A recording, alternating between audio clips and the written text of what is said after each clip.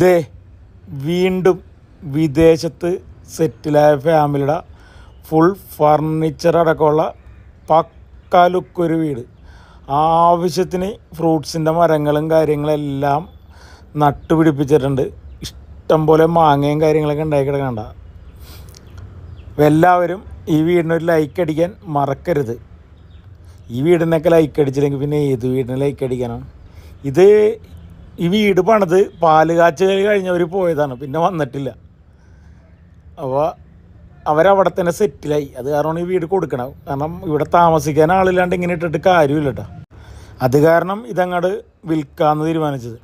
ഉണ്ടായത് നാട്ടുമാവാണ്, മറ്റേ ഈ ചപ്പി കുടിക്കണ മാങ്ങയില്ലേ, ചെറിയ മാങ്ങ, നല്ല സ്മെല്ലുണ്ട് ഈ മാങ്ങക്ക്. ഇത് 40 സെൻറ്റ് സ്ഥലത്താണ് ഈ വീട് സ്ഥിതി ചെയ്യണം.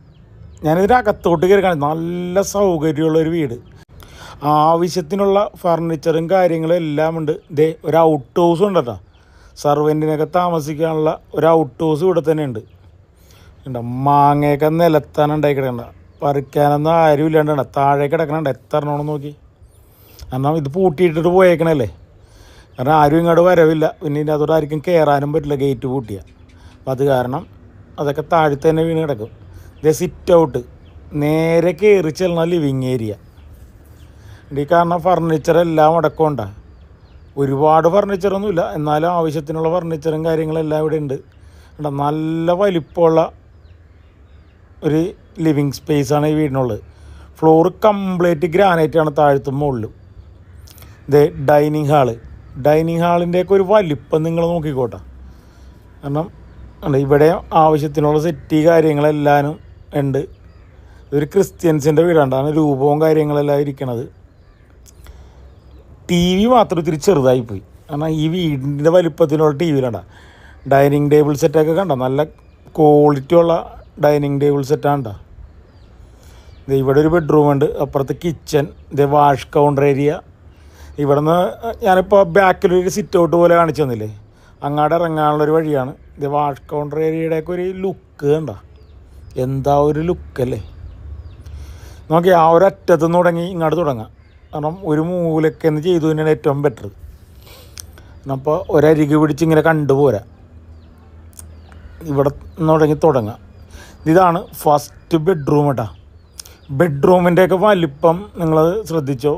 കണ്ടോ, കബോർഡ് കാര്യങ്ങളെല്ലാം ഉണ്ട്. 2 സൈഡിലുണ്ട് കബോർഡ്. പിന്നെ ഇത് ഡ്രസ്സിങ് ടേബിൾ വേറെ സെറ്റ് ചെയ്യാറുണ്ട്. ഇതിവിടെ ഒരു ഡ്രസ്സിങ് ടേബിൾ. ഇതൊക്കെ നിങ്ങൾക്ക് നിങ്ങളുടെ സൗകര്യത്തിന് സെറ്റ് ചെയ്യാം കേട്ടോ. കാരണം ഇതൊക്കെ പഴയതായതുകൊണ്ടേ. ബാത്ത് ടബ് വരെ ഉണ്ട്,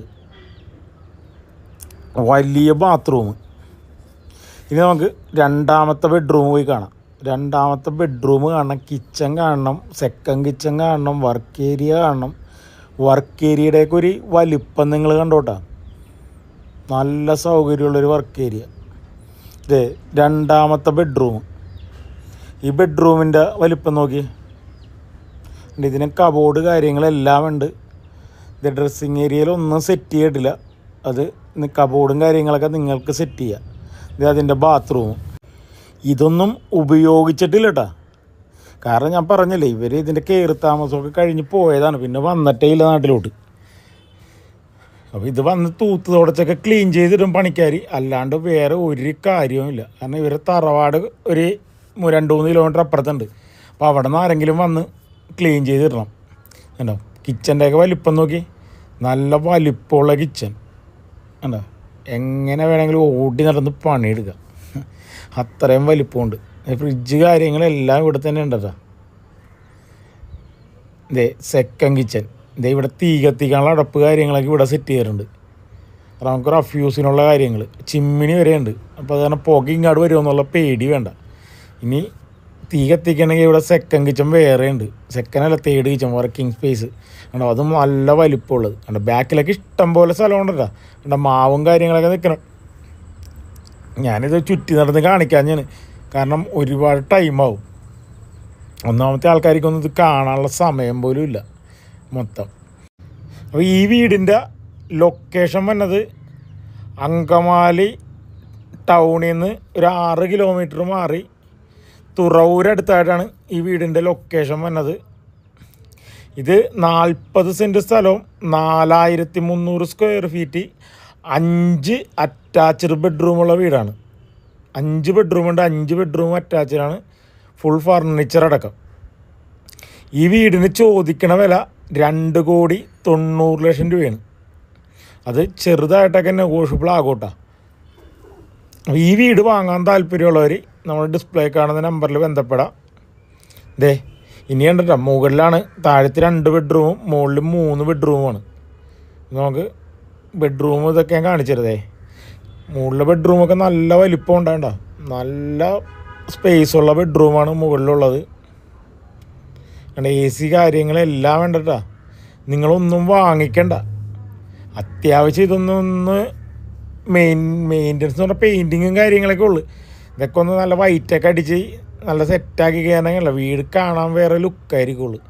പിന്നെ ബാത്റൂമിൻ്റെ കാര്യം നിങ്ങൾ നോക്കണ്ട, കാരണം ഇതൊന്നും ഉപയോഗിച്ചിട്ടില്ല. അപ്പോൾ ആ വക കാര്യങ്ങൾ നിങ്ങൾ ശ്രദ്ധിക്കേ വേണ്ട. എന്താ, നേരെ ഒരു ബെഡ്റൂം ഉണ്ട്, നമുക്ക് ഈ അറ്റം ഇതങ്ങോട്ട് കറങ്ങി വരാം, ഒരറ്റത്തിൽ നിന്ന് തുടങ്ങി തീർത്ത് വരാം. പിന്നെ ബാൽക്കണി കാര്യങ്ങൾ എല്ലാം ഉണ്ട്, ഒന്നിനും ഒരു കുറവുമില്ല. രണ്ടാമത്തെ ബെഡ്റൂം എന്നൊക്കെ പറഞ്ഞാൽ എല്ലാം 1.5 ബെഡ്റൂമാണ്. 4300 square feet, 5 attached bedroom, living area, hall, sit out, balcony, kitchen, second kitchen, work area, അങ്ങനെ എല്ലാവിധ സൗകര്യവും ഉണ്ട്. ബാത്റൂമിൻ്റെയൊക്കെ വലിപ്പം കണ്ട, എല്ലാത്തിലും ടബ് കാര്യങ്ങൾ എല്ലാം സെറ്റാണ്. കാരണം സ്വന്തം ആവശ്യത്തിന് പണിതേക്കണ പറഞ്ഞേ നല്ല ക്വാളിറ്റിയാണ്. ഈ വീടിന് വെറും 9 വർഷം പഴക്കമുണ്ടല്ലോ. 9 വർഷം പഴക്കമുണ്ടെന്നുള്ളൊരു പൊട്ടുക ഒരു കംപ്ലൈൻറ്റും ഇല്ല. കാരണം അത്രയും കാശ് മുടക്കി പണിതൊരു വീടാണ്.